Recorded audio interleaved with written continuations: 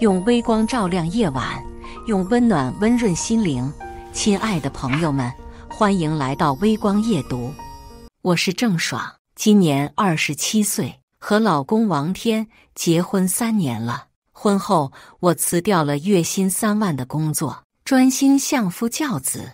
老公王天经营着一家进出口贸易公司，生意不错，我们的日子过得也比较宽裕。王天不同意我辞职，觉得我就应该继续工作赚钱养家。你现在怀孕了也就算了，生完孩子还得继续上班挣钱。我们家花销那么大，光我一个人的收入是不够的。我解释道，我这是为了宝宝着想，还有为了咱们这个家。现在我天天晕头转向的，身体那么辛苦，也没办法专心工作，就让我歇一阵子吧。生完宝宝，我可以考虑再就业的。王天沉默了一会儿，然后说，那行吧，你要是真的受不了，就辞职在家。不过家里的花销你也得出一半，咱们实行制，没你份额的家用和吃饭，我是不会付的。我一听大吃一惊，心想家里不是钱少花销大的问题，你一个大男人怎么这样计较呢？不过转念一想，他这样也情有可原，毕竟男人总想要女人出力赚钱，分担家计。于是我勉强点头答应了。就这样，我正式辞去了工作，每天待在家里休息。王天果然兑现了他的承诺，从此每个月都找我家用和伙食费。刚开始我也没觉得有什么，毕竟自己躺在家里也没做什么贡献，偶尔掏些钱也无可厚非。我苦不堪言，向王天诉说我的痛苦，请求他暂停制度。毕竟我现在怀着身孕，承受着双倍的身心压力。可他不为所动，只冷冷地说，你不是想轻松地在家养娃吗？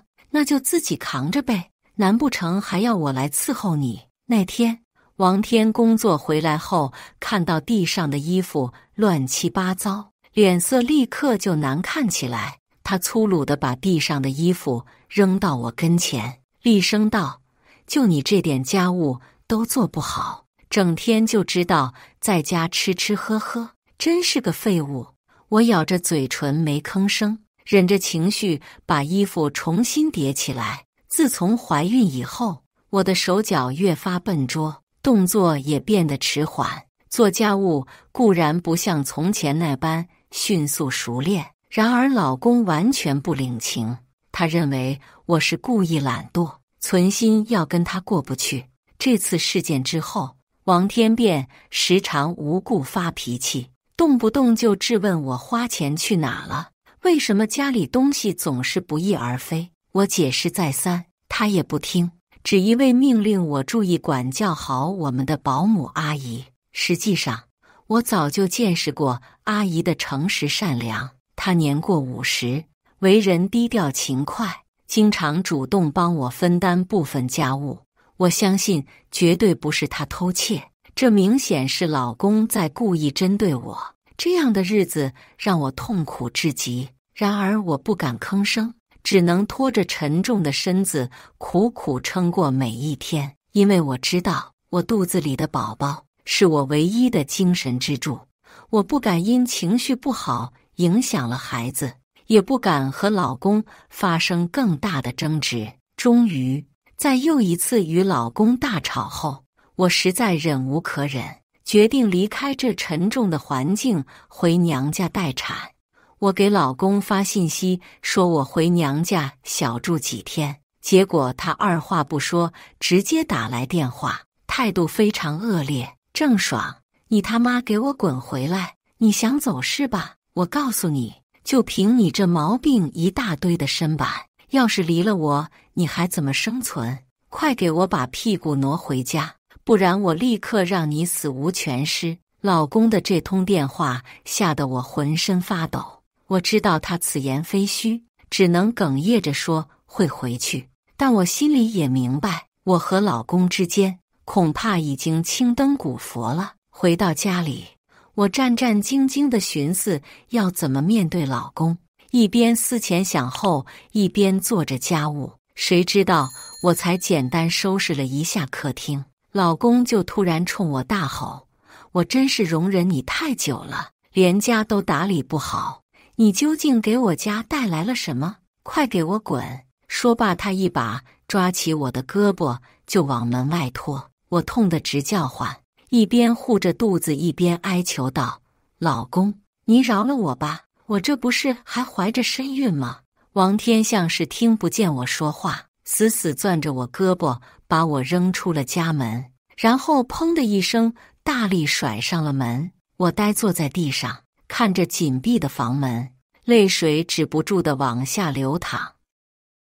我真恨自己当初选错了老公，如果当初嫁给一个普通打工仔，现在也不会沦落到这步田地。想到这里，我忍不住捶打着自己隆起的腹部，恨不得把这个没有爸爸的可怜孩子打掉。阿姨，你别这样，会伤到孩子的。一旁的保姆阿姨赶忙过来扶住我，脸上满是心疼。孩子无辜，别因缘际会伤了自己的骨肉。阿姨搀扶我站起身，语重心长地说：“我看你们夫妻感情已经走到尽头，你再这么耗着也没意思，不如生下孩子就离婚吧，我会全力帮你照顾好孩子的。”我点了点头，由衷感激阿姨的请托。夜深人静时，我靠在阿姨怀里细细哭诉，她一直耐心听我诉说，时不时地安慰我几句。这一刻，我才突然意识到，原来这才是做母亲的温暖的怀抱。接下来的日子，我开始陆续处理离婚事宜，而阿姨则帮我应对老公的种种前来骚扰。在她的庇护下，我渐渐恢复了些许精神，苦中作乐地期盼着宝宝早日降生。就在预产期前2个月，深夜时，我突然觉得腹部剧痛，阿姨忙载我往医院赶。到了医院，护士一检查，惊呼说是臀位脱裂，必须马上动手术才能保住我和孩子的性命。我吓出一身冷汗，跟着护士拖着沉重的身躯冲进了手术室。不知过了多久，我在恍惚中感觉有人摇晃我的身体，然后听见婴儿啼哭的声音。护士欣喜地告诉我，是个女儿，虽然早产，但很健康。我虚弱地睁开眼，就看见护士正抱着我血肉模糊的女儿在清洗。我激动的泪水夺眶而出：“阿姨，救命啊！有人伤害我女儿！”我拼命大喊。护士和保安赶来，一起制止了王天的行为，把他从病房请了出去。我吓得心有余悸，抱紧女儿，一边哭一边道歉，内心充满了自责的情绪。出院后的日子，我搬去和阿姨同住，靠着她的打工收入和法院判决的赡养费勉强维持生计。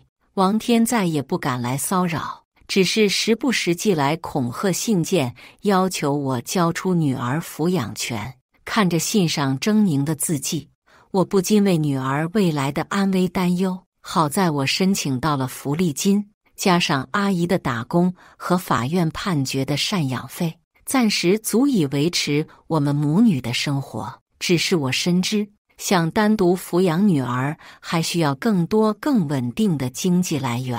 愁闷之余，我开始在网上搜寻兼职信息，希望能尽快找份工作。然而好景不长，才工作1周，那企鹅男子就开始时常对我动手动脚。我委婉拒绝，但他不管不顾，甚至威胁我，如果不从，就会开除我，让我母女俩无立锥之地。我心中害怕，又想到自己确实没有其他选择，只能忍气吞声。渐渐的，他的行为越发过分，不仅在我工作时经常强行糟蹋我，有几次甚至趁我睡着要非礼我女儿。这终于触怒了我，我暴跳如雷般把他推开，并向警方报案。很快，恶臭的企鹅男被控猥亵罪名，我也重获安宁。人生的艰难让我不得不孤身一人抚养女儿，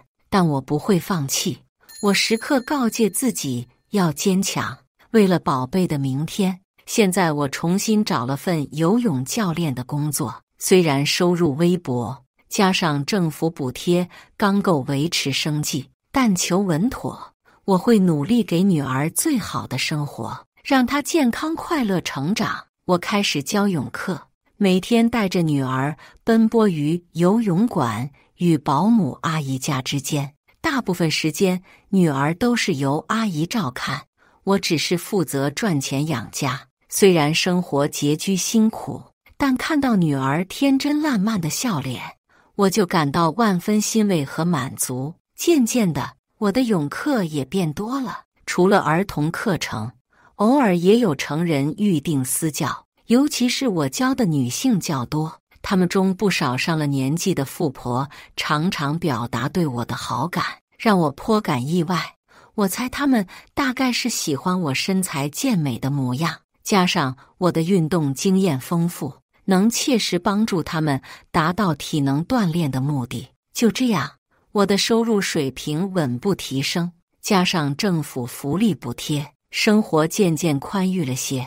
现在我已经能够给女儿报一些绘画、舞蹈等兴趣班了。每每看她开开心心去上学，然后欢欢喜喜学到新知识回家，我就由衷地感到开心。可就在这时，老公王天突然找上门来，称要通过法律手段争取女儿抚养权。我吓坏了，因为以我现在的经济条件，根本无力应对老公的法律攻势。无奈之下，我只能低声下气地去求他，说什么也要保留女儿的抚养权。出乎意料的是，王天并未为难我，他说只要我答应和他复合，他就可以不和我争夺抚养权，而且保证会承担女儿所有的生活费用，直至她成人。我犹豫再三，还是为了女儿着想，答应了他的要求。就这样，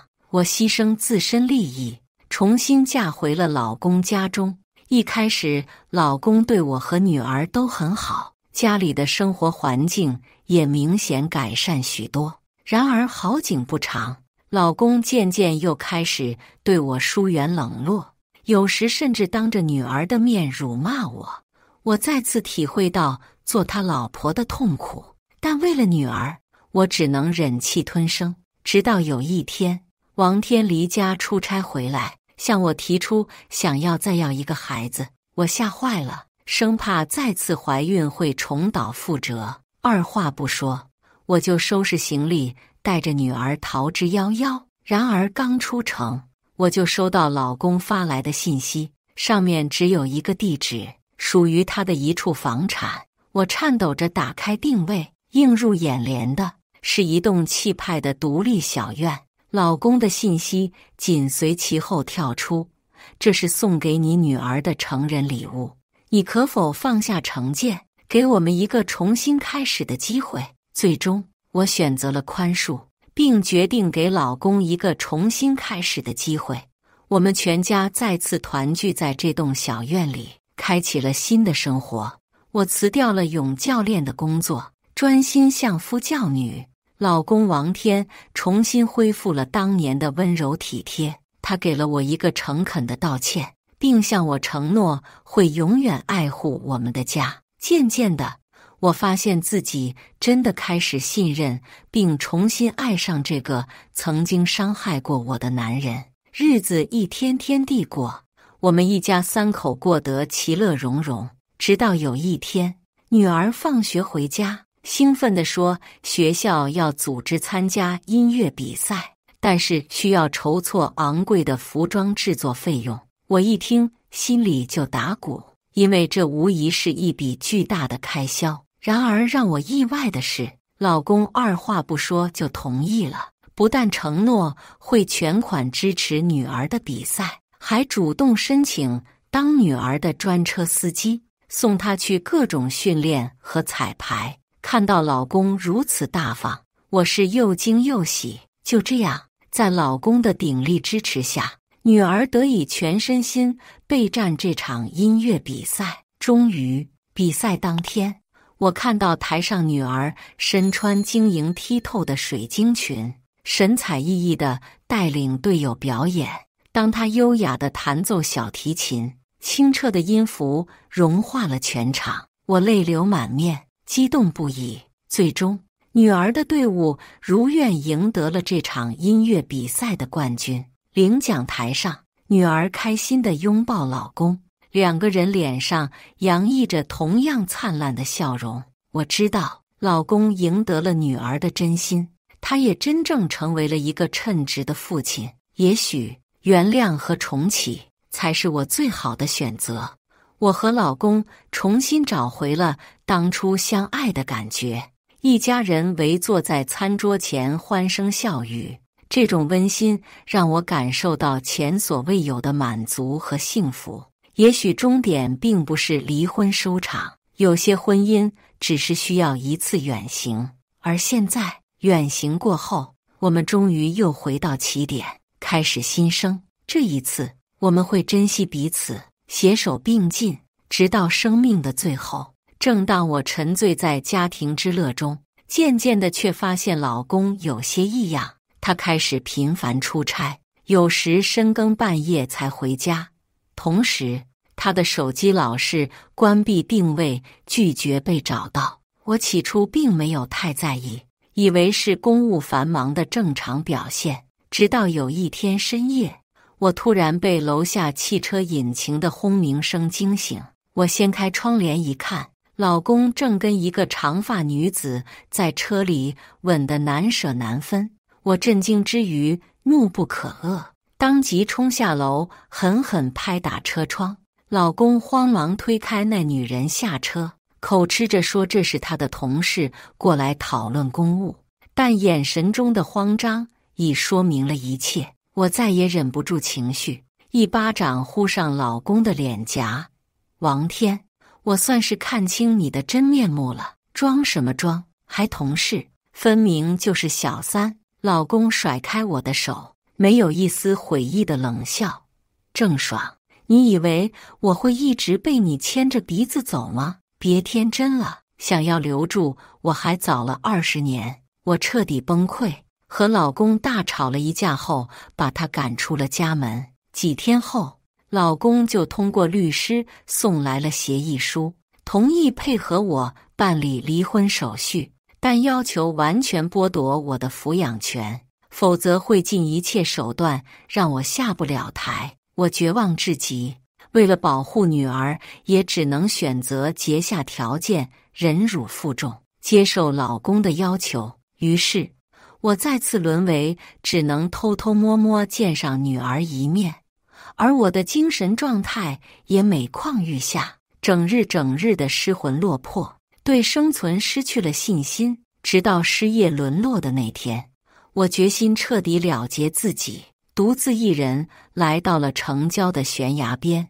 眼看我就要跳下去，一个熟悉的声音突然在背后叫住我：“阿姨，您快住手！”我回头一看，竟然是多年未见的保姆阿姨。她冲过来，牢牢抓住我的手臂，我哭倒在她怀里。她轻抚着我颤抖的身体，时而安抚，时而训斥。在她强有力的支持下，我终于找回一丝理智，没有选择轻生。阿姨扶我回家，开始耐心地照料我生活。她频频安慰我，让我振作起来，为了女儿一定要活下去。渐渐的，在阿姨一点一滴的细心照料下，我重新拾回自信，开始积极寻找工作。这一次，我决意要成为女儿最坚强的后盾。我不能也不会轻言放弃，一定要撑起这个家，一定要。故事完，接下来是我们本期第2个故事。结婚前，我和老公商量好，婚内全部 AA， 房子一人出一半的钱，工资各花各的，家务一人一半，生孩子没法 AA， 由他补偿我20万。可真当我怀孕5个月在家保胎的时候，他却说什么也不肯给钱了。哪个女人不生孩子？怎么就你还要补偿？他不知道，我绑定了生子保障系统，不愿意给钱，那我们就别生孩子。我和老公是办公室恋情，他1.83米的大高个，外形不错，人也幽默风趣。几次靠谱的合作下来，我们很快走到了一起。结婚前我们说好，不给彩礼，不出嫁妆，2个人各出1半的钱买房子，家务也1人1半，工资不必上交，大家各花各的，想买啥买啥。不得不说，这样的婚姻生活真的很愉快。结婚1年后，生孩子的事被我们提上了日程。照着婚前的约定，我一笔一笔地给他算账，我的身体损失，坐月子期间的营养费，生孩子的补偿。孩子毕竟是我们2个人的，我少算一点，20万，你看怎么样？老公一口答应下来。那时候我很感动，以为自己遇到了100年一遇的好男人。可当我真正怀上了，他却反复推迟给钱的日期。最近给我妈买了点东西，手头紧，我的股票里还放着好多保证金呢，暂时套现不了。老婆，再等等。也许是他一贯的好表现让我放松了警惕，这么一拖就拖到了怀孕4个多月的时候。因为产检出来孩子似乎不太稳当，再加上医生说我本来身体就虚，要是孩子出了什么问题，以后就很难怀孕了。不得已，我暂时请了产假，在家养胎。可是在家没几天，我发现他开始不做家务了。我指着水盆里他泡了4天的臭袜子，有些受不了。你的袜子多久没洗了？他正坐在沙发上打游戏，眼皮都没有抬一下。放了4天了，你也不知道帮我洗，你一天天在家都在干什么？我气不过，和他大吵了一架。可他照样一回来就躺在沙发上打游戏，一动也不肯动。眼看着袜子泡了7天，味道已经让人窒息了，我不得已替他洗了。这次之后，他变本加厉，回来把鞋一踢就瘫在沙发上，衣服扔得到处都是。我一次又一次地挺着大肚子为他收拾残局，他丝毫没有半点愧疚。我和他理论，他还理直气壮。我上班这么辛苦，你多做点家务怎么了？你产假天天在家闲着，工资还少了这么多，你不应该主动做家务补偿我吗？20万，徐娇娇，你是不是想太多了？哪个女人不生孩子？怎么就你要补偿？再不行，我把我妈叫来伺候你，行了吧？我不可思议地看着他。陈明，我们之前说好，亏你还标榜独立女性呢，怀孕了就开始算计我的钱。你之前假装贤惠的样子，就是为了这20万吧？陈明冷笑着把我推到一边，他的力气很大，把我推了一个趔趄，好险才稳住身子。他看了我一眼，讥讽道：装什么软弱呀，独立女性。他的话像一把刀，狠狠扎在我的心口。我再也忍受不了，夺门而出。我的父母早已去世，在这座城市里，我连个朋友也没有。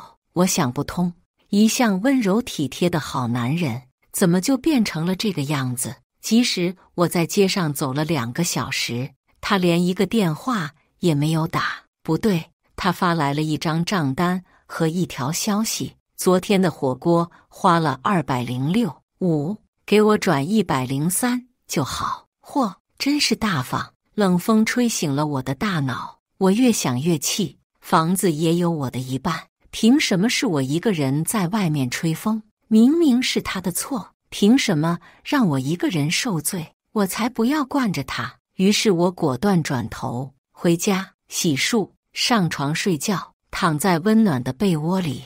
我默默在心里下定决心，离婚，明天就离，怀不上就怀不上吧。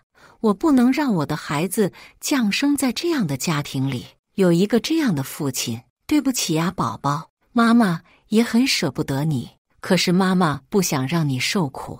D，检测到堕胎异象，生子保障系统启动，宿主您好，因为生育率实在太低，为了让您愿意生孩子，我们可以实现您的任何一个愿望。请问您怎样才愿意不堕胎呢？实现愿望，什么愿望都可以吗？我想到自己孕期的种种不便和辛苦，还有老公意气风发的样子，嘴角微微勾起。我改变主意了，我要让他尝尝我的痛苦。我已经怀了快5个月了，剩下的月份给我老公吧。第2天早晨，我是被自己的尖叫惊醒的。啊，徐娇娇，这是怎么回事？我一翻身坐起来，只见我披头散发地站在床前，满脸惊恐。我一挑眉毛，还以为系统会把孩子转移到老公肚子里，没想到只是让我们互换了身体。这样也好，女性的困境，只有女性才能感同身受。为什么我变成你了？是不是你搞的鬼？陈明发疯一样的尖叫着，我忍不住笑了。你不是不愿意给钱吗？那我们就也生孩子啊！我怀了快5个月了，该你了。陈明瞪大了眼睛，尖叫着扑上来打我。我就知道是你，我命令你换回来。我轻而易举地抓住他的2只手腕，举过头顶，低下头看他。你好像还没有搞清楚状况啊，得罪了我，还想不想换回来了？婚前我们说好的耶，现在你帮我生下孩子，不就换回来了？可能是手腕的疼痛让他明白了自己的处境，他咽了口唾沫，有话好好说。你要我做什么？不做什么，你老老实实在家怀孩子，扮演好我就可以了，帮我会替你去上。你不用担心这些。我松开他的手，男人的身体真的好使，肚子也不疼了，腰也不酸了，浑身上下充满了劲。他的眼神闪烁了几下，刚准备开口，就听到门外传来婆婆的声音：阿明，起床了，该上班了。婆婆有我们家的钥匙，每次都是直接开门进来，从来不会打招呼。陈明眼睛一亮，像是抓住了救命稻草，赶紧开门。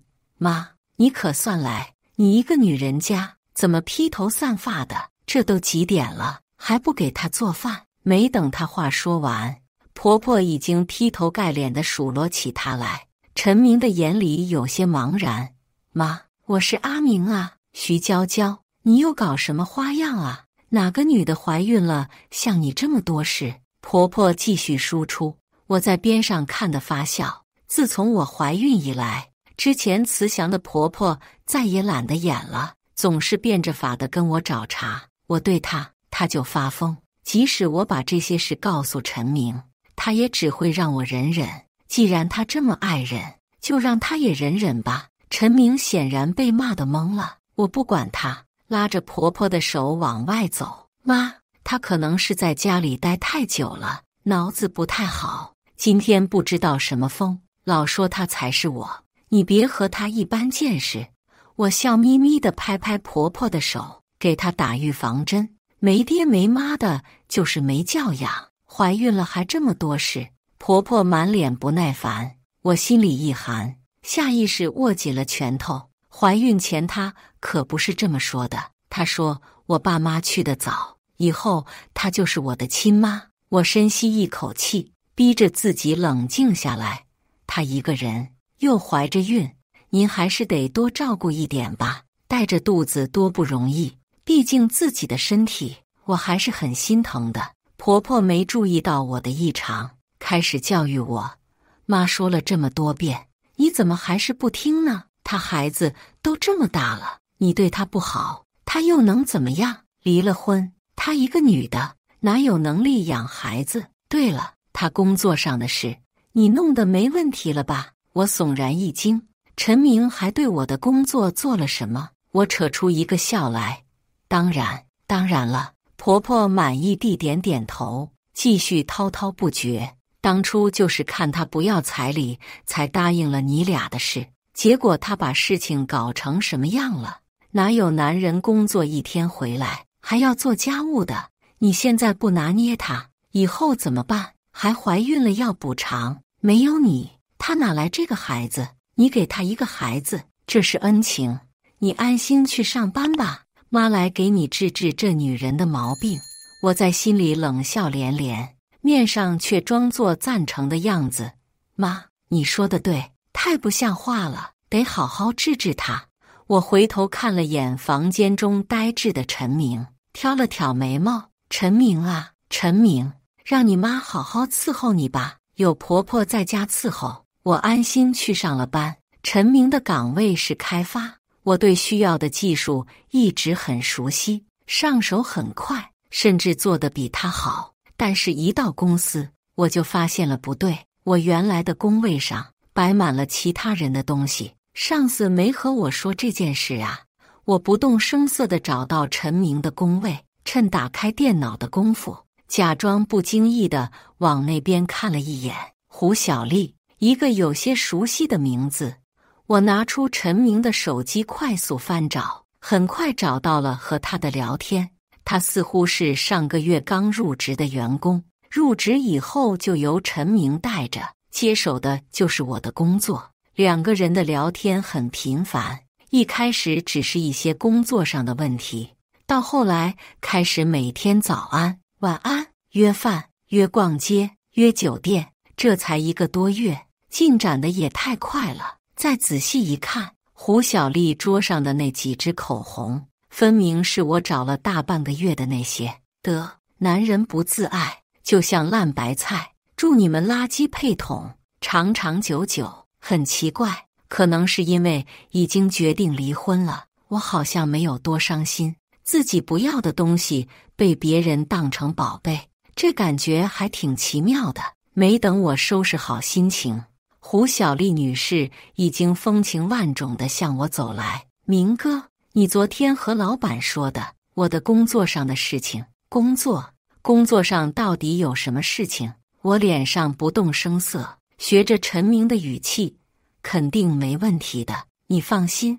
他捂着嘴羞涩的一笑，手指在我的胸口划呀划呀的，让我直恶心。那就好，明哥，午饭我们还是老地方。我微微的点头，见他又扭着腰走到工位上，这才有些嫌弃的拍拍自己的衣领。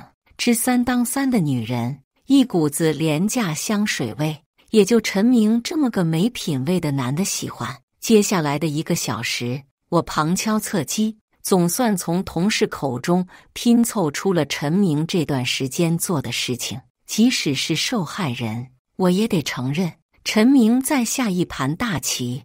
我休产假没多久，他就怂恿领导调来了新人，手把手地带他做事。和同事闲聊的时候，他装作受尽折磨的样子，不断说着我在家里又哭又闹，疑似得了抑郁症，还时不时跟同事吐槽我在家怎么编排公司的人，假惺惺的替我和同事道歉。在上司那里，他不断暗示胡小丽工作能力出众，已经超过了我，希望让身患抑郁还准备生2胎的我回归家庭。至于和胡小丽的感情，那纯粹是意外，只能说婊子遇到狗，不分时间地点的发情。他的招数真的很高明，有工作有能力的女性有底气和他 gay， 但一个没了工作带个孩子的女人，又有什么资格不听他的话呢？如果按照他设想的发展下去，当我生完孩子回到职场，就会发现同事疏远我，上司不信任我，可能没工作几天就因为左脚进公司被辞退。一个带着孩子且准备生2胎的女人，显然是没什么单位会要的。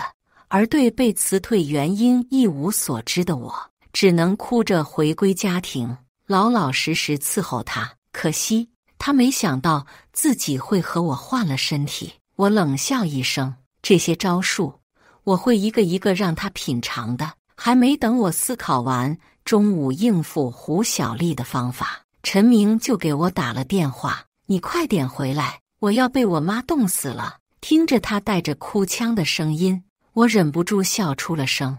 在家养胎1个月，我太清楚婆婆是怎么伺候人的了。家里明明那么多菜，我妈为什么只做剩菜？我不就是出门拿了个外卖吗？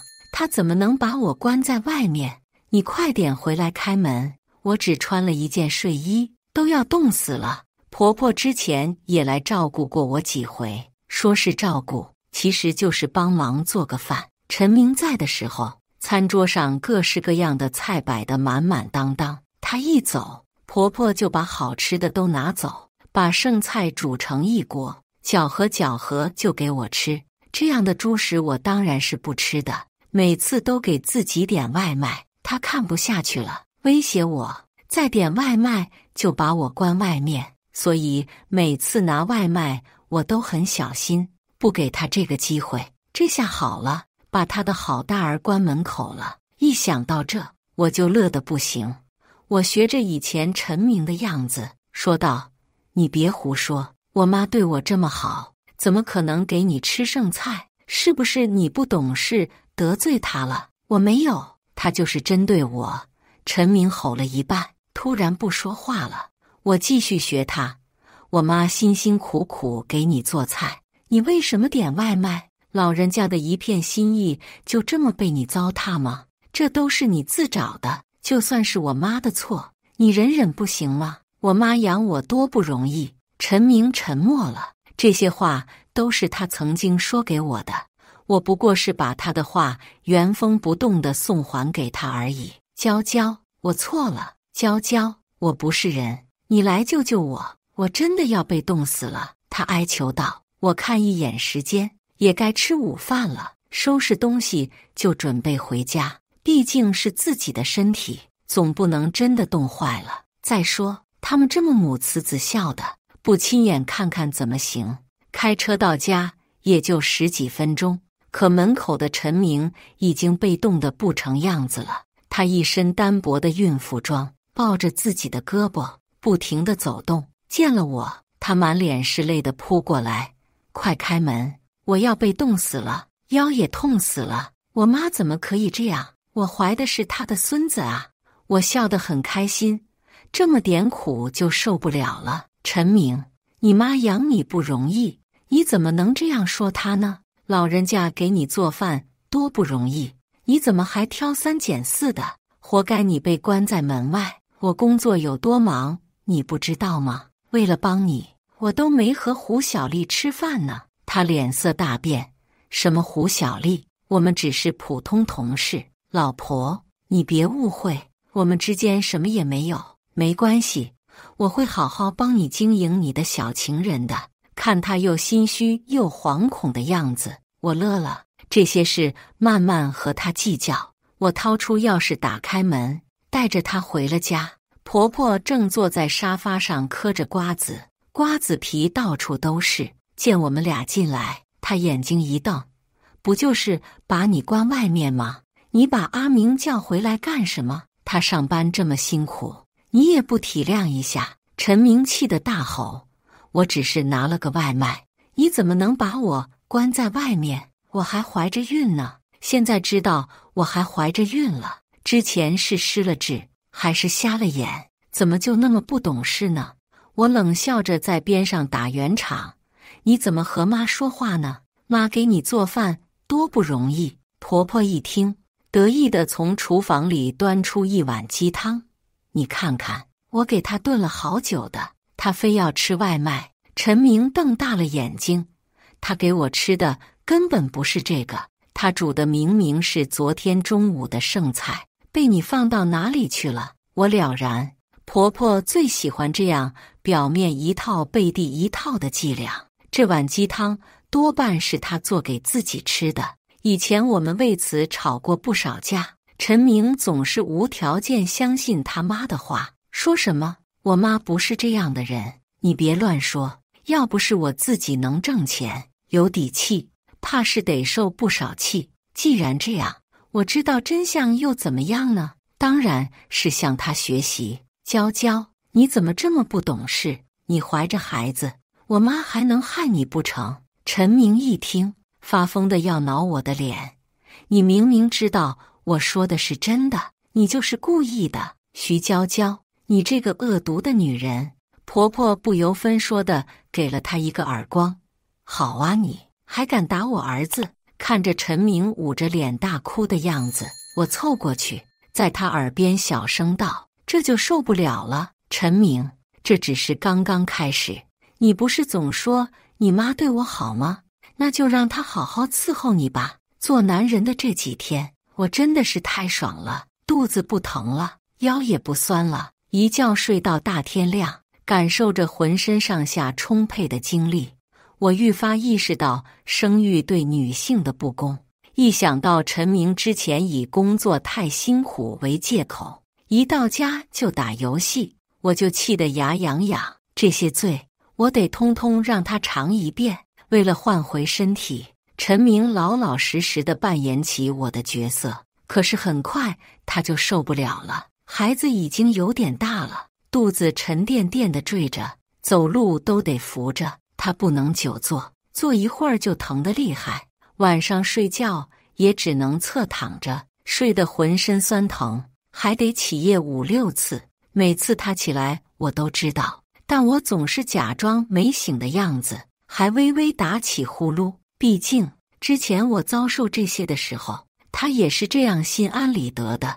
他哭着求我对他好一点，我只是学着他之前的样子嘲笑他。你不是要当独立女性吗？这么点苦就受不了了？哪个女人不生孩子，忍忍就过去了？看着他吃屎一般的表情，我别提多痛快了。我的下肢早就水肿得厉害，塞进鞋子里都有些困难。他一边塞一边叫着疼，眼泪哗哗地流。徐娇娇，这不公平！你轻轻松松的就塞进去了，为什么我就这么疼？轻松？我冷笑地站在一旁。我从来都是硬塞进去的，只是你没有注意到而已。我跟你说我脚疼的时候，你是怎么说的？你说我是肚子怀孩子，又不是脚怀孩子，哪有这么多事？陈明沉默了，他再也没脸叫疼，流着泪把脚塞进鞋子里。之前我虽然在休产假，还是在家里做一些工作，现在换成了陈明，他每天只顾着哎呦哎呦的难受，根本没心思工作。再加上他之前把我边缘化的努力，老板又给徐娇娇降了2000的工资。可惜这些工资现在是他花的，手头的钱显然不够他用。他犹豫着来找我：“老婆，我怀着孕，工资少，你总得给我一点。”我冷笑一声：“怀孕了怎么不能工作？你想用孩子来要挟我？至于工资为什么降，你比我更清楚吧？”他心虚了，但很快又想到了别的。那我们之前说好了20万的补偿呢？我早就等着他提这件事，大骂陈明：“你要不要脸？哪个女人不生孩子？怎么就你要补偿？我看你就是想要我的钱。”这么被我刺激了几次，他再也受不了了。他跪在我面前，涕泪横流：“老婆，我错了，老婆，我真不是个东西，求求你换回来吧，我马上给你打钱，我会照顾你，对你好的，我求求你。”他哭得声泪俱下，我见犹怜。可是那又怎么样呢？你受的苦，只是女性所有困境里小小的一环啊。他现在表现得再悔恨，一旦我们换回去了，他还是不会把我的苦难放在心上，刀不割在自己身上，又怎么会知道疼呢？我挑起他的下巴：“你现在知道错了，又有什么用呢？你既要我经济独立分担开支，又要我包揽家务生儿育女，你怎么这么贪心啊？你和别人打得火热的时候，你想方设法弄掉我的工作的时候，你心安理得逼我伺候你的时候，你有想过我吗？难道你知道错了，我就该原谅你吗？”他的脸色一点点变得灰白，他突然想到了什么，拼命地摇头：“不是，不是我，是我妈说的，都是我妈怂恿我的。老婆，你知道我是什么样的人的，都是我妈的错，我们换回来好不好？我给你彩礼，多少钱我都给， 50万够不够？还有房子，我只写你的名字，我们换回来好不好？我失望地看着他，在一起这么多年，竟然没有发现他是一个这样的货色，心里最后的一丝感情也被磨没了。我站起身，收拾起自己的东西，我没时间和你谈这些，我要去工作了，好好生下孩子，我们自然就换回来了。关上家门的一瞬间，我隐约听到了他崩溃的哭喊，担心他做出什么出格的事。我犹豫了一下，给婆婆打了电话，拜托她过来照看一下，毕竟我还有更重要的事情去做。陈明，你以为你做这么多事情就能让我失去工作了？正好我也嫌现在的工作是多钱少，就趁这个机会更进一步吧。过去总是陈明开发，我测试。我休产假以后，和陈明合作的人成了胡小丽，还以为他是个厉害人物，试探了几次才发现他完全是靠着美色上位的。遇到困难不要慌，去男同事面前撒个娇就好了，总会有那么几个沸羊羊嗷嗷叫着扑上来，殷勤地帮他解决问题。陈明是其中最废的一只羊，还废得洋洋得意，完全不知道胡小丽和其他羊的关系。这出轨出的，我都替他丢人。对付这种人，我就算明目张胆的在项目里埋雷，他也只会说好厉害好高级。他真的很会利用自己的性别优势，但也就是这种人，让其他想要靠自己的女性平白背负了污名。女性站起来的过程总是艰难的，会有很多的同类为了自己的利益反戈一击。看着他徘徊在各个男人之间如鱼得水的样子，我心底却涌起了深深的悲哀。试探清楚了，我就着手安排自己的计划，有问题的部分被送到他手上，他只是试了试操作，就给我通过了。明哥的工作能力我信得过，你自己测试也是一样的呀。看着手机里的消息，我忍不住笑了。让开发人员自己测试项目，也亏他想得出来。我想了想，给他发了条消息，还是多测试一下吧，万一出问题呢？他几乎是秒回，不会有问题的，爱你哦。我笑着截图保存。胡小丽比我想的还要没脑子，让我设想的法子还没用就达成目的了。早知道刚才不那么努力的隐藏问题了，这样的人对付起来有点没意思啊。项目交付的时间还早，在陈明的预产期后不久，我很有耐心，今天插个钉子，明天放个漏洞。胡小丽女士对此一无所知，每天夸我代码写得真快真整齐，久违地做着开发的工作。我的心里感慨万千。我最擅长的一直是开发，能力比陈明要强得多，可仅仅因为是女生，上司不由分说地把我按在了工资更低的测试岗上。他的理由也很充分，你以后生了孩子，怎么平衡工作和家庭？而这个问题，从来没有人会问男人。生育像一个沉重的秤砣，锁住了我们的身体，也绊住了我们向上的脚步。却总有人把这样的苦难戏剧化，用生孩子警告嘲讽为此发生的每一个人。可他们口中的乐子是积压在女性身上的血淋淋的事实，而既得利益者永远看不到受害者的牺牲。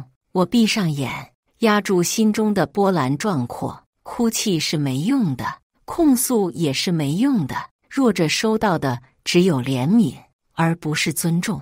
我要爬上最顶端，我们要爬上最顶端，给那些傲慢的男人看看，女性从来不是摇尾乞怜的弱者，我们生来就是高山。本以为会平平淡淡的来到预产期，陈明却干了一件让所有人都想不到的事情。他准备跳楼，站在15层楼顶，他歇斯底里的大吼：都别过来，徐娇娇，你要是不和我换回来，我就跳下去杀了你。我赶紧安抚他，娇娇，你冷静一点，我不是徐娇娇，我是陈明，你才是徐娇娇。”他更激动了，尖叫着。早在救援人员上来前，我就告诉他们，我老婆徐娇娇产前抑郁了，总是幻想自己是陈明。见他现在这个样子，救援人员纷纷投去了同情的目光。徐娇娇，你先下来好不好？有什么事情我们会帮你解决的。救援人员小心地劝他，我不是徐娇娇，我是陈明。好，陈明，你先下来好不好？救援人员眼里的同情更浓了，可能是久违的称呼击溃了陈明的心理防线，他嚎啕大哭起来。为什么怀孕会这样？我的肚子上都是妊娠纹，我的头发不停地掉，我连走路都走不动了。为什么我整夜的睡不着觉，你还能睡得这么心安理得？为什么所有人都告诉我要为了孩子忍忍？就算我再疼再难受，你们也说这是应该的。这明明是你们女人的责任，为什么要让我来承担？徐娇娇，我不就是不愿意做家务吗？不就是不愿意给钱吗？这是你的报复吗？你好恶毒啊！救援人员苦口婆心地劝他，他只是癫狂地大喊大叫，双眼血红地瞪着我。看着他这样，我反而冷静下来。陈明从来不是一个不怕死的人，他这么做只是想逼我换回身体而已。我冷静地开口，你以为你死了，身体就能换回来？现在在我身体里的是你，我的身体没了，你也别想活。到时候我用你的身体活下去，花你的钱，让你妈伺候我。我巴不得这样。陈明的眼神闪烁了几下。你撒谎！我冷笑一声，是不是撒谎？你跳下去不就知道了？要不要赌一把？救援人员没想到我会这么说，慌忙来拉我。我只是摇摇头，看着脸色不断变化的陈明，他不敢的。他一直是个胆小鬼，虽然心里很笃定，我的心脏还是疯狂地跳动着。他要是真的跳下去了，我会怎么样？我不知道。我也在赌。见他陷入了犹豫，我继续给他脆弱的心里加上砝码。你怎么还不跳？等孩子生下来了，我们就得换回来了。我才不想换，快跳吧！谢谢你啊，帮我解决这么大的麻烦。当男人真的太爽了，你快跳吧，我还忙着上班呢。他沉默了，满脸的挣扎和不甘，手却抓住了栏杆。15层楼的高度早就让他腿软了。救援人员抓住了机会，一把把他拉住。他只是象征性的挣扎了一下，就顺从的被救了下来。我赌赢了，陈明啊，你果然是个懦夫。他恶狠狠地瞪着我。等孩子生下来了，我不会让你好过。我微微勾起嘴角，到时候谁更不好过还不好说呢。孩子没有等到预产期，提前2个星期就发动了。我不敢怠慢，开车把陈明送到了医院。阵痛早已开始，却才开了1指。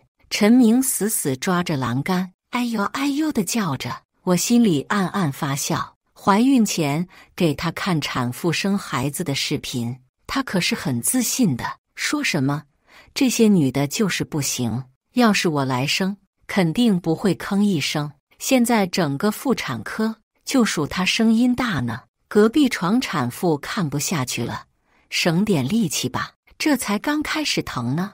为了方便指检，他没穿裤子，像一块烂肉一样躺在床上，毫无尊严地被审视着。可是和疼痛比起来，这些都算不了什么了。我握着他的手，一遍一遍地给他擦着汗，悉心照顾徐娇娇的身体。但是精神上，我不遗余力地对她进行打击。哪个女人不是这么过来的？怎么就你这么怕疼？这么多产妇，就你叫的最难听，一点出息也没有。陈明不停地哀求我不生了，不生了，现在把孩子打掉好不好？我不生了。我冷着脸，说什么胡话？我们老陈家的孩子，哪是你说不要就不要的？这么点疼就忍不了，你怎么这么自私？婆婆也在一边嘲讽，还不是你自己懒，不锻炼。我怀阿明的时候，天天干活，哪有你现在这么夸张？我险些笑出声来。徐娇娇的身体本来就不好，为了保胎，孕晚期几乎都是在床上度过的。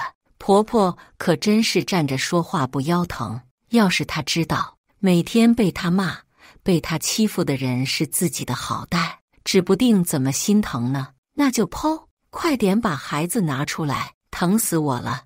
陈明痛得大叫。婆婆的脸色很难看，必须顺产，对孩子好，这么点疼就忍不了。为了孩子你也忍一忍，为了孩子，为了孩子。我有些悲哀，当女孩被冠上母亲的神圣称号，好像就再也没有为自己打算的资格了。多少女孩为了孩子苦苦忍耐，她们的坚强却被视为理所应当。母亲是光荣的，是伟大的，又怎么能喊疼呢？舆论的高地被男人占领了几千年，每一句话都在为他们的利益服务。争取权益的时候，他们说你不行，说你柔弱，生怕你抢走他们嘴里的肉；承担痛苦的时候，他们说你很坚强，你很伟大，逼着你为了孩子忍受痛苦。何等荒谬！陈明喊得没了力气，只能无力地躺在床上。生完了就能换回去了，这是他的精神支柱。我给他喂水、喂吃的，悉心照顾自己的身体。婆婆看不过眼了，别累着自己了，你还得工作呢。他不就生个孩子，哪有那么麻烦？陈明满是怨恨地看了他一眼，却累得没有力气反驳。我刚准备说话，手机却响了，是胡小丽。婆婆瞟了一眼手机，神色有些紧张，拉着我就到了门外。你小心点，被你老婆发现了怎么办？我挑挑眉，原来婆婆早就知道胡小丽的存在啊。我接起电话，对面是胡小丽甜腻腻的声音：明哥，你什么时候回来呀？人家好想你的。我忍住呕吐的冲动，应付他。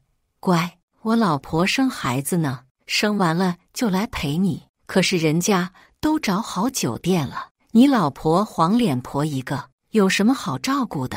快点来嘛！我看了一眼竖着耳朵的婆婆，她的脸上竟然有些骄傲。是啊，自己儿子多有魅力，还有女人争着要呢。见我看她，婆婆露出一个诡异的笑。去吧，去吧，她生孩子还得好久呢，不耽误，妈帮你看着。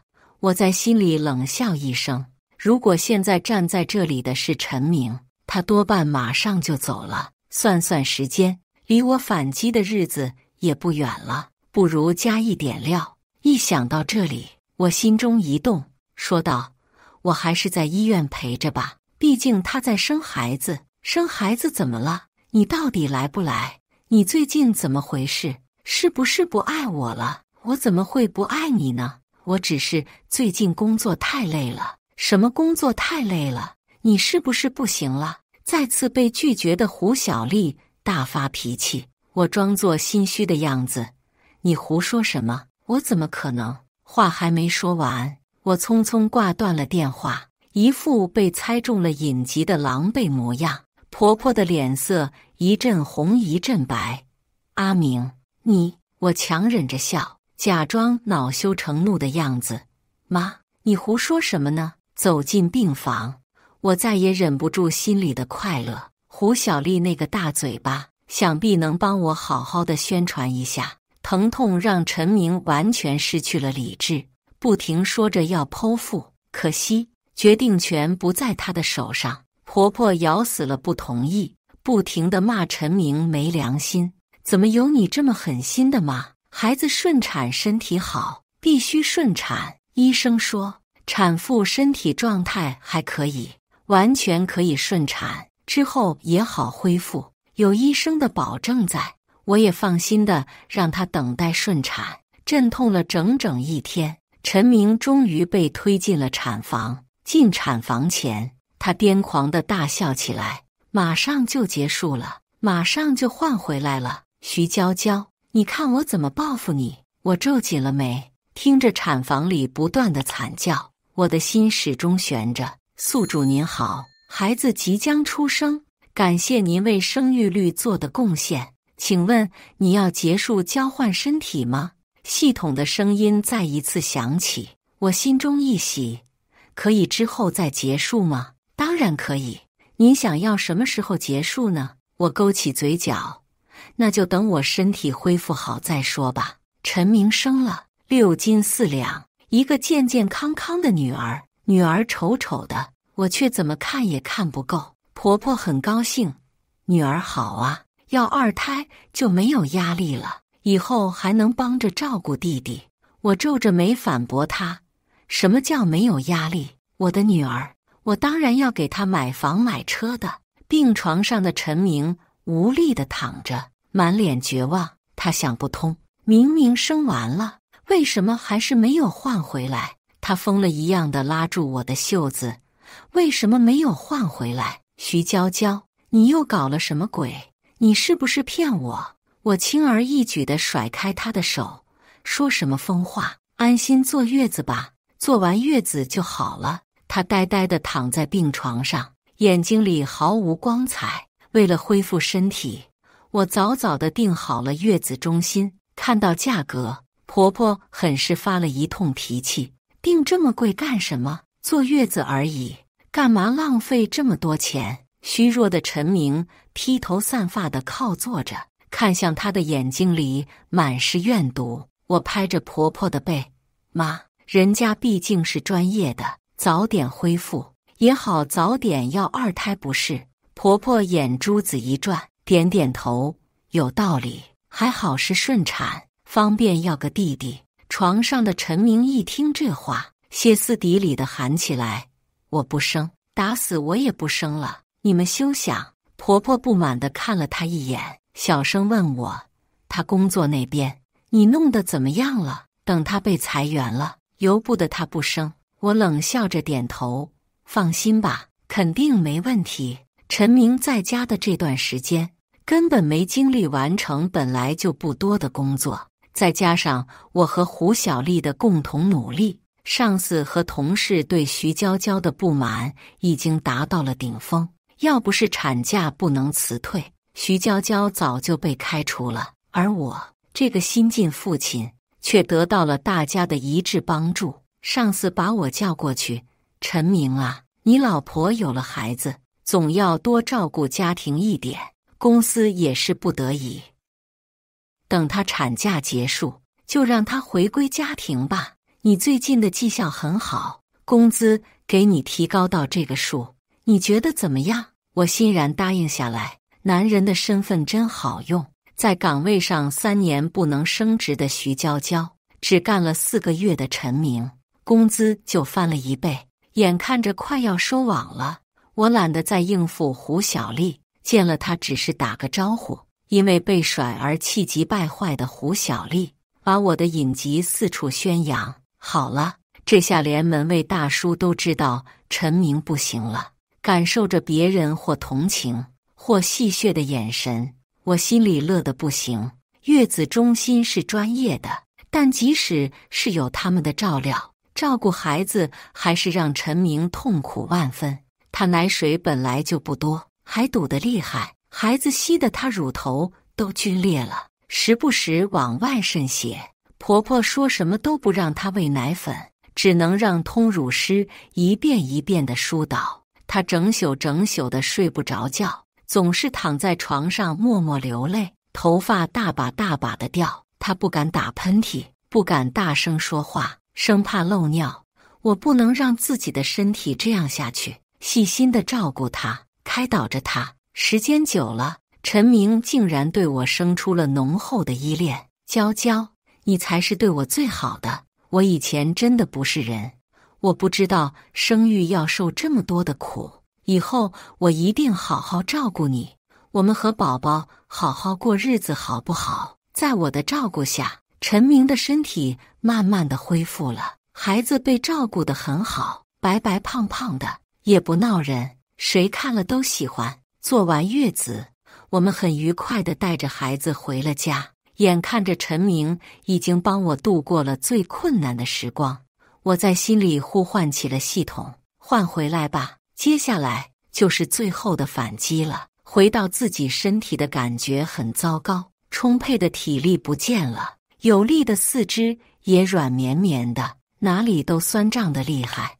站在床边的陈明迷茫了一瞬，狂喜地看着自己的身体。我换回来了，换回来了。他的目光落在我身上，非常复杂。这段时间我无微不至的照顾，让他产生了下意识的依赖。他沉默了一下，娇娇，我没等他说完，他的电话和催命符一样响了起来。陈明，你快点滚回来！你都干了什么？系统都崩溃了。陈明脸色一白，我马上过来，看着他匆匆离去的背影。我勾起了嘴角。一连3天，陈明几乎是住在办公室里。项目出了大问题，整个组的人翻来覆去查了好久，最后把问题定位在了陈明负责的模块上。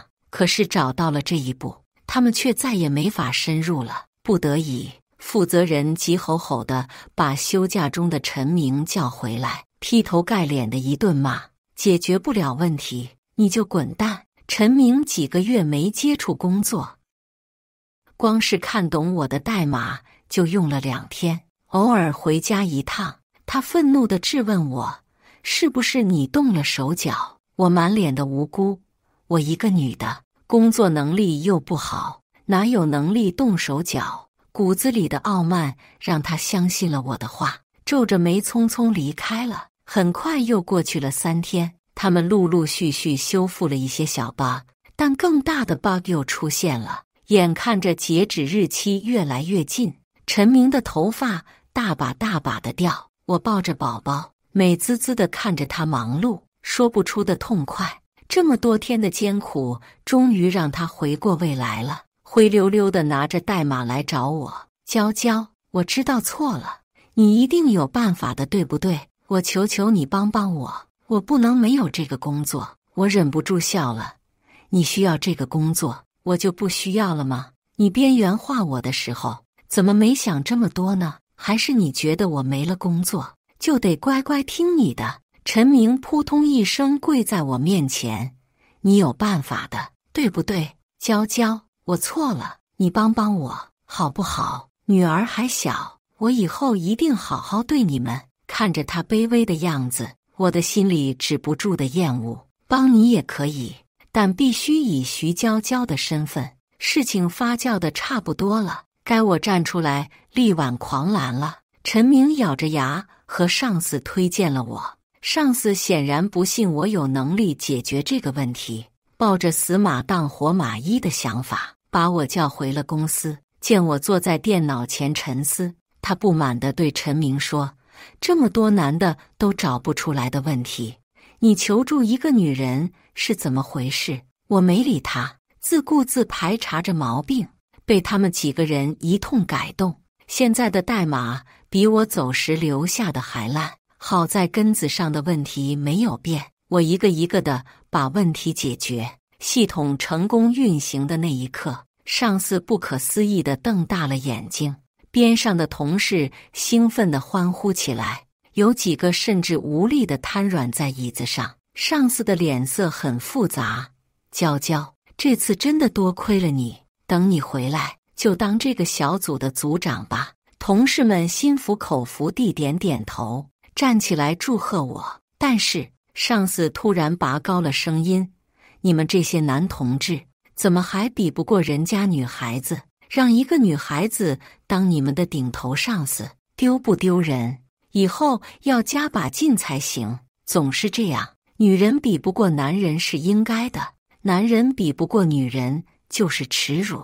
读书时，女孩子成绩好，他们说女孩子只会瞎努力，没有男生聪明。工作时，女孩子工资高，他们说是潜规则。我冷笑一声，把包里的文件甩在桌上。对不起，我不稀罕当你这个组长，这是我的辞职信，您签个字。上司皱紧了眉头：辞职。你想清楚，你一个刚生了孩子的女的，没有别的单位会要你的。我骄傲地昂起头，这和你有什么关系？管好你自己。辞职之后，我马不停蹄地和陈明提了离婚，有孕期出轨的证据在，他怎么都是不占理的一方。可是陈明说什么也不愿意离婚。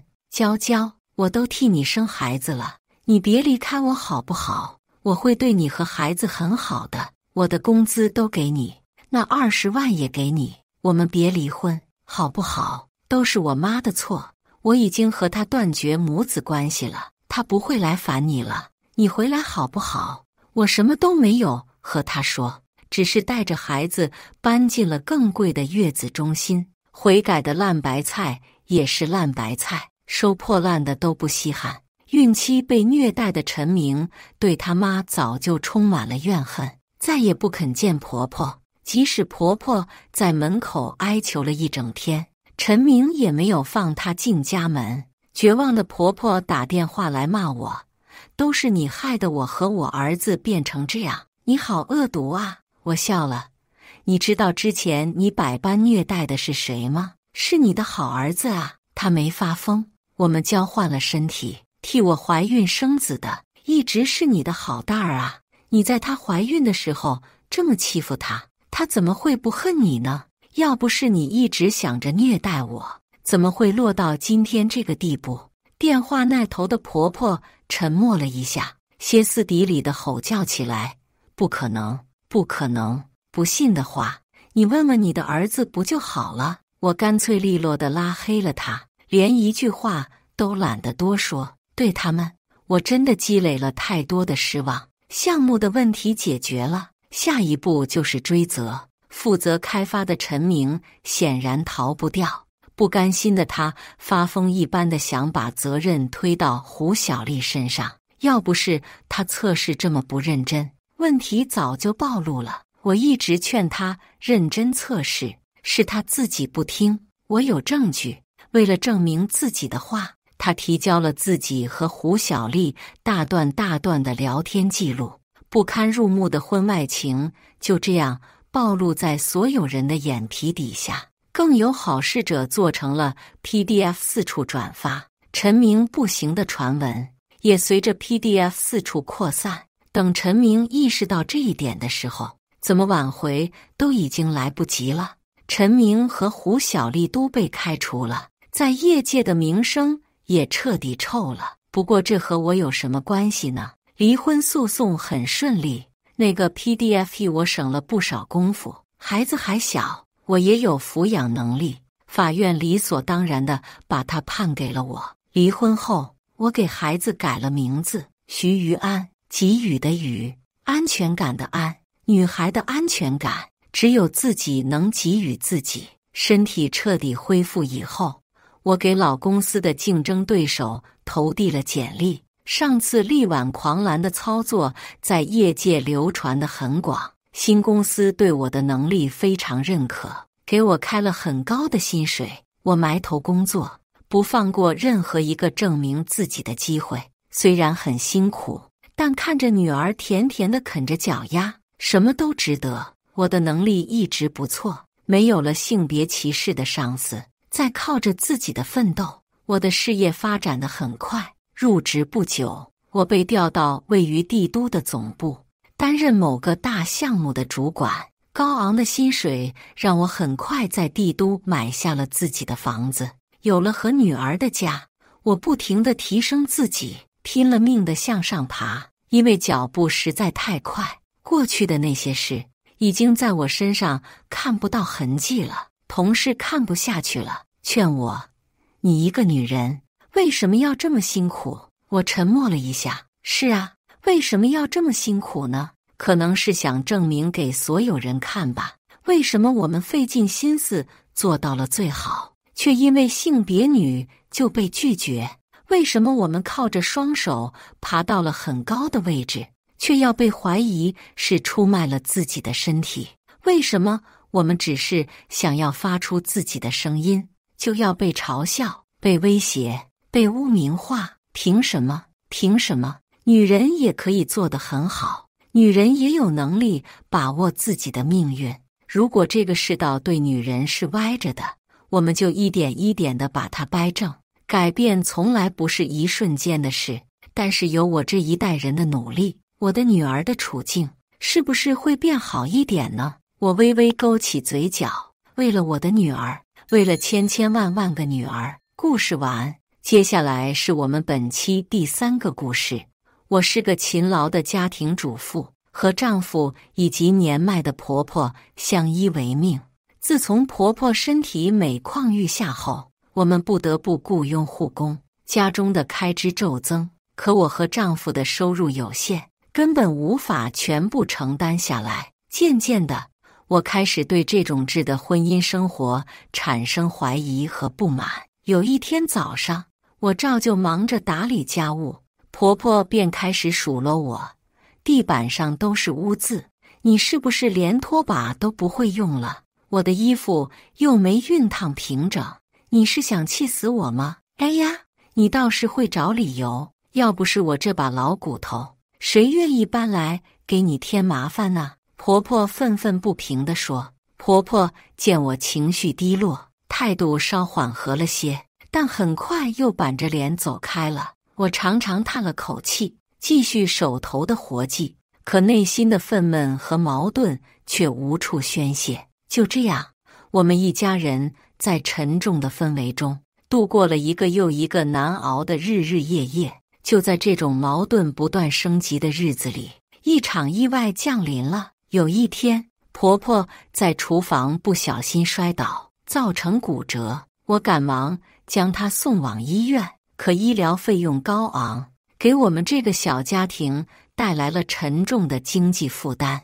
根据检查结果，老人需要长期卧床休养，同时要请专业的护工来照顾，这可费不菲呀？医生如实相告。我的丈夫无助地说，我们真的捉襟见肘，根本负担不起。我流着眼泪说，可是没办法呀，妈的身体最重要，我们只能先欠下这笔债了。我的眼神黯淡无神，嘴角始终没有笑容。我机械地完成着手头的活计，偶尔会不自觉地抹去眼角的泪花。丈夫见状，只能无助地拥抱着我，却无言以对。就这样，我们一家人在沉重的氛围中度过了一个又一个难熬的日日夜夜。就在债台高筑之时，一个让人意想不到的变故发生了。我的母亲突然去世，我不得不离开工作，前往老家奔丧。婆婆的住院费用和护工费用却依旧要支付，这让我们一家人陷入了更加窘迫的境地。我们真的还要继续这样下去吗？我们已经欠下太多债务了。丈夫无奈地说。我痛苦地回答，可是妈的身体才是最重要的，我们怎么能抛下她不管呢？再说了，她也曾伺候过我们这么多年。丈夫摇了摇头，没有再多说什么。我精神恍惚，眼神涣散，好像已经没有了活下去的勇气。我开始厌食、失眠，原本圆润的身材渐渐消瘦。偶尔，我会紧紧抱着孩子痛哭，又像是在寻求力量。丈夫见状，除了无助地拥抱我之外，别无他法。就在我们一家人濒临崩溃的时候，一线曙光终于出现了。我的一个亲戚无意中得知了我们的处境，主动提出资助我们一笔费用，并让我先回娘家休养生息。表姐，我知道你们现在处境艰难，虽然我们亲戚之间平时没什么往来，但血浓于水，你们的困境我看在眼里，实在是不忍心。这里有一笔钱，你先拿去应急用，把婆婆的医药费和护工费先解决了。你也先回娘家好好休息一阵，把身体养好了再说。亲戚说。我无助地哭了，连声感谢，谢谢你，真是太谢谢你了，我发誓一定会尽快还上这笔钱的。亲戚摆摆手说，不用客气，这是应该的，你现在最重要的是好好休养，把精神重新振作起来。有空我们再聊。我紧紧拥抱了亲戚，泪水连连。丈夫也上前连连鞠躬致谢。亲戚说了一些振作的话语，便告辞离开了。我坐在沙发上，久久无法平复心情。孩子见状，也扑进我的怀里撒娇。我无声地抚摸着孩子的头发，眼神中重新有了希望的光芒。不久后，我开始收拾行装，准备先回娘家休整一段时日。临行前，我对婆婆说：“妈，我先回老家一阵，您先在这里好好休养，有什么需要尽管告诉阿姨，她会照应您的。”婆婆点点头，语气竟然有些不舍：“你路上可得小心，常联系。我就先在这里将就着，等你身体好些了再回来。”我暗下决心，等将来回来后，一定要改变目前这种状况。我不能总是一个人默默承受，也要学会向他人求助，寻求支持。婚姻生活也不应该是质，而应该是相互的体谅和分担。只有这样，我们一家人才能走出目前的困境，过上幸福安康的生活。我上前拥抱了婆婆，在她的额头留下一个吻，就像很多年前她对我做的那样。婆婆愣了愣，随即泪光瑟瑟地回抱住我。我对着丈夫和孩子点点头，拎起行李，踏上了回娘家的路。这一路上，我时而哭泣，时而微笑。我知道，经历了这一次磨难，我们一家人定能重新出发，开启新的生活。回到娘家，我终于可以稍作喘息。母亲去世的阴霾仍然笼罩在我的心头，但我也意识到，现在最重要的是调理好自己的身心，为将来重新展开生活做好准备。我开始每天在家中散步，做一些轻便的运动，调理身体。有时我也会坐在院子里闭目养神，感受微风拂面的清凉。母亲生前常做的一些手工活，我也重新拾起，一针一线之间，我的心渐渐平静下来，也找回了一些当初的乐趣。孩子，你这些天总算是好转了些，要知道，你可是个独当一面的人了，不能总把自己弄得这么憔悴。母亲的一个好友见我状态好转，难掩欣慰之情。你现在要学着放松一些，多和人交往交往，别总把自己圈在那个小家里。我点点头，诚恳地说：“谢谢阿姨您的提醒，我确实太过勉强自己，忽略了很多。以后我一定要学会适当放松，也要拓展社交圈，结交更多朋友。”就是这样，阿姨鼓励地拍了拍我的手：“有什么烦心事，多和我们这些老姐妹聊聊天。别总往心里咽，你可得让自己先振作起来，才能好好打理自己的小家。”阿姨的一番话让我受益匪浅，我意识到自己长期以来的生活方式是多么的不健康。我总是把全部精力都放在家庭上，将自己的需求彻底抛诸脑后，而当家庭出现问题时，我又寸步难行。一个人承受所有的压力，这种生活方式注定会让自己身心俱疲。我必须学会适当放松，拓展社交圈，与更多的人交流分享，才能真正走出阴霾。就这样，在娘家的日子里，我逐渐重拾了生活的乐趣。我开始常和母亲的一些好友小聚，聊聊家常，他们中不乏也经历过类似的困境，听听他们的故事，我获益良多。我当年也经历过你现在这种日子。一位老太太说，那会儿家里也是捉襟见肘，可我执拗地坚持不开口向亲友求助，几乎把自己熬垮了。是啊，我也曾一度对婆婆非常疏远，觉得她就是个负担。另一位阿姨接过话茬说，直到有一次她摔了一跤，我这才意识到她其实也很脆弱，需要我们的体谅和爱护。我认真地倾听着他们的故事，不时点头。他们的经历与我如出一辙。我终于意识到自己并非一个人在战斗，我们都曾遇到过类似的困境。聚会结束后，我独自在院子里散步，阳光温暖地洒在身上，一切都是那么的祥和静谧。我深深地吸了一口气，眺望着远方。经过这一段时间的休整，我觉得自己终于慢慢找回了从前的斗志和活力。我决心要带着这份力量，重新走回家庭的怀抱，去拥抱那些曾经让我困扰的一切。大约1个月后，我整理妥当行装，开始准备回归家园。临行前，我拜访了一位住在附近的老中医，向他请教保健之道。您说的很有道理。老中医点点头，家人之间确实要相互体谅，相互宽容，但要做到这一点，前提是要先调理好自己的身心。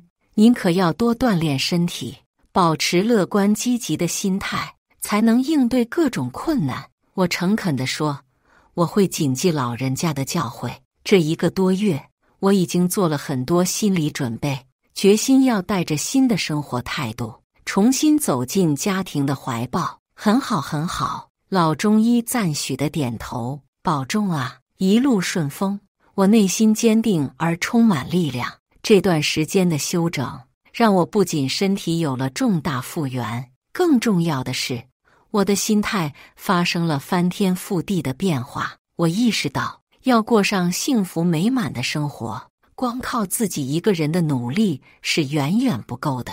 我需要开放自己的心胸，主动拥抱外界，向他人求助和分享。与此同时，我也必须学会以更加包容、体谅的心态对待家人，尤其是婆婆。只有互相宽容、互相体谅，我们一家人才能真正走出困境。搭乘火车回家的路上，我的内心百感交集。一方面，我对即将重新团聚的家人充满了期待；另一方面，我也在为将来的生活而略感忐忑。不过，经过这段时间的休整，我已经下定决心要以全新的心态和做法来重新拥抱家庭生活。火车行驶在广阔的原野上，我的思绪也随之飘荡开来。我开始设想，等回到家后，我会如何以更加体谅和包容的心态对待婆婆。我会怎样改变从前那种将所有精力都投入家庭的生活方式，而是学会适当放松，拓展社交圈。我也在考虑，是否应该重新寻找一份工作，为家里增加经济收入。种种设想让我无比振奋，也坚定了我改变现状的决心。火车缓缓驶入车站，我拎起行李下了车，站在熟悉的月台上，我深吸了一口气，感受着故乡的空气。我挺起胸膛，迈开步伐，走向车站的出口。虽然前方的道路仍然困难重重，但我内心坚定而充满力量，就像一位即将重新出征的勇士。推开家门的那一刻，我的心情顿时无比复杂。眼前的一切都是那么眼熟，却又让我感受到前所未有的陌生。婆婆正躺在床上，丈夫在一旁照顾着她。孩子见我回来，高兴地跑过来抱住我的腿。你终于回来了。丈夫看起来有些疲惫，却难掩欣喜。真是辛苦你了。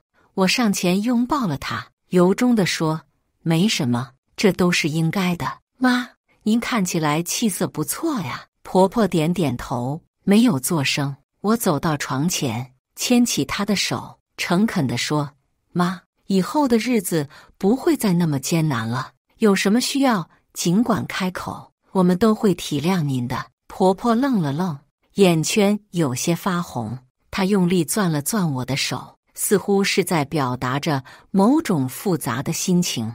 我的内心五味杂陈，看着眼前的一切，我意识到自己曾经是多么的孤勇。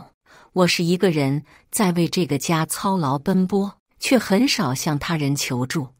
我是一个人在承受着所有的重担，却没有人能够分担。而现在，我终于下定决心要改变这种状况。我要学会向外界求援，拓展自己的社交圈。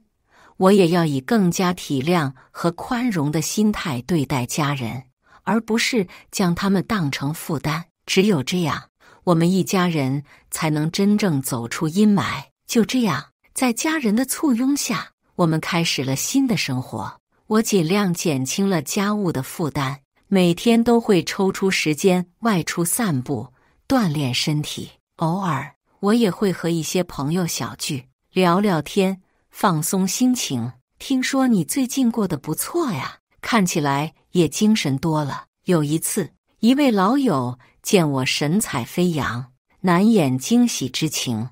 我点点头，笑着说：“是啊，我现在每天都会抽空出去活动活动，也经常和你们聚一聚。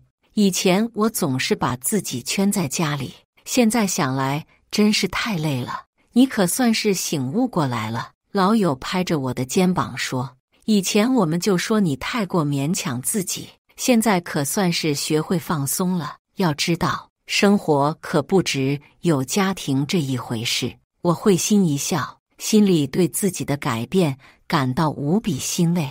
通过这段时间的实践，我越来越体会到改变生活方式的好处。我不再将所有的精力都耗费在家务和照顾家人上，而是学会了适当放松，拓展社交。这种生活状态让我的身心都获得了极大的舒缓。我变得更加乐观、积极，也更有精力去应对各种困难。与此同时，我也在努力以更加包容、体谅的心态对待家人，尤其是婆婆。一切都在朝着更加美好的方向发展。就这样，时间一天天地过去。有一天，我在散步的时候，突然接到了一个让我意想不到的电话。喂，是小李吗？我是上次资助过你的那个远房亲戚，听说你们家的情况好转了不少，我就打电话过来问候一下。我有些惊讶，连忙回答：是的，多亏了亲戚您的资助，我们才得以度过那段艰难的日子。如今一切都好了起来，我们也在努力还债，希望能尽快还清您那笔钱。听到亲戚的话，我不禁有些疑惑和好奇，是什么样的提议，竟让他如此神秘兮兮？我暗自猜测着，却又不敢妄加揣测。但无论如何，我都对这个曾在我最困难的时候伸出援手的亲戚怀有无限的感激之情。正是他的出手相救，让我们一家人才得以重新振作，走上了新的人生道路。我站在原地，静静地聆听着电话那头亲戚的声音，阳光温暖地洒在身上，一切都是那么祥和静谧。我深吸了一口气，眯起眼睛，嘴角露出了从容的笑容。无论亲戚的提议是什么，我都会虚心接受，认真考虑，因为正是这份亲情之力，让我重拾了对生活的希望和勇气。感谢大家的观看。本期影片，大家觉得是第一个故事精彩，还是第二个故事精彩呢？欢迎大家在下方评论区讨论。如果你喜欢这类故事，记得点击订阅微光夜读，并分享给更多的人，这会对我帮助很大。再次感谢大家的观看。